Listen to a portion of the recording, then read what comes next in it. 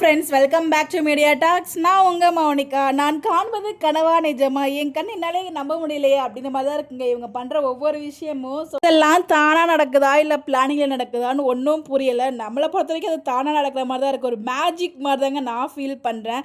அப்படி என்னத்தை பற்றி பேச போகிறேன் அப்படின்னு சொல்லிட்டு நீங்கள் ஃபோட்டோ பார்த்ததுமே கண்டுபிடிச்சிருப்பீங்க. நிறைய பேர் ஷேரும் பண்ணியிருப்பாங்க. பட் எனிவேஸ் இது நான் கூட ஷேர் பண்ண நினச்சேன்.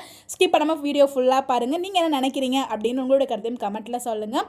ஸோ நீங்கள் பார்த்துட்டு இருப்பீங்க இல்லையா? ஸோ நம்ம காவேரி ப்ரொமோவில் வியர் பண்ணியிருந்த சாரீ, நம்ம விஜய் வந்து ப்ரொமோவில் வியர் பண்ணியிருந்த ஷர்ட்டு, இது ரெண்டுமே வந்து பார்த்திங்கன்னா மலேசியாவில் வாங்கினதுங்க. ஸோ வந்து பார்த்திங்கன்னா அதுதாங்க காமிச்சிருக்காங்க. ஸோ காவேரி வந்து பார்த்திங்கன்னா விஜய்க்கு அந்த எடுத்துப்பாங்க ஒரு ஷர்ட் மாதிரி. ஸோ அந்த ஒரு அதே மாதிரி காம்போ.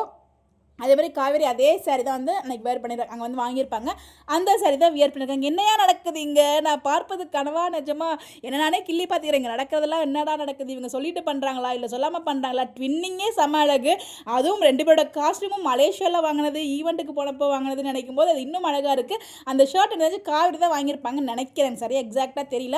உங்களுக்கு எதுவும் ஐடியா இருந்தால் கமெண்ட்டில் சொல்லுங்கள். இது மாதிரிலாம் பார்க்கும்போது கண்ணை என்னாலேயே நம்ப முடியலன்னு சொல்லுவாங்களே அந்த மாதிரி. ஸோ ஆல்ரெடி வந்து பார்த்திங்கன்னா இந்த எபிசோட்ஸ் வரப்போகிற எபிசோட்ஸ் பற்றி நம்ம சமக்கலவில் இருந்துகிட்டு இருக்கோம். முடிஞ்ச எபிசோட்ஸில் இன்னும் என் மண்டை விட்டு போகவே இல்லைங்க. அங்கனே தான் இருந்துகிட்டு இருக்கு. அதுவும் நம்ம இன்ஸ்டா ஓப்பன் பண்ணால், ஒய்டி ஓப்பன் பண்ணால் ஃபுல் எடிட்ஸ் அதுதான் வருது. என்ன அறியாமலே அதையே பார்த்துட்டு உட்காந்துருக்கிறேன்.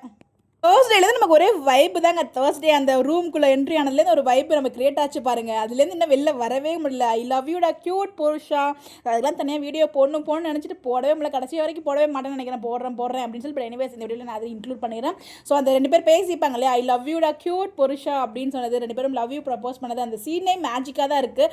அதை தொடர்ந்து அந்த ஃபங்க்ஷன் இன்னும் அது மெஸ்மரைஸ் ஆகி போயாச்சு. அடுத்த ஒரு ப்ரமோ ரெண்டு பேரும் செம்ம கலர்ஃபுல்லாக ஒரே மாதிரி காஸ்டியூம் ட்வின்னிங்கில் இன்னும் அழகாக இருந்தாங்க. ஸோ டே பை டே அவங்கள வந்து இன்னும் நம்ம வந்து ரசிக்க வச்சுட்டே இருக்காங்க. அதுக்கு டீமுக்கு ரொம்ப ரொம்ப தேங்க்ஸ். இந்த அளவுக்கு வாழ்ந்துட்டு இருக்க நம்ம வீக்காவுக்கும் ரொம்ப தேங்க்ஸ். உங்களோட கருத்துக்கள் கமெண்ட்டில் சொல்லுங்கள்.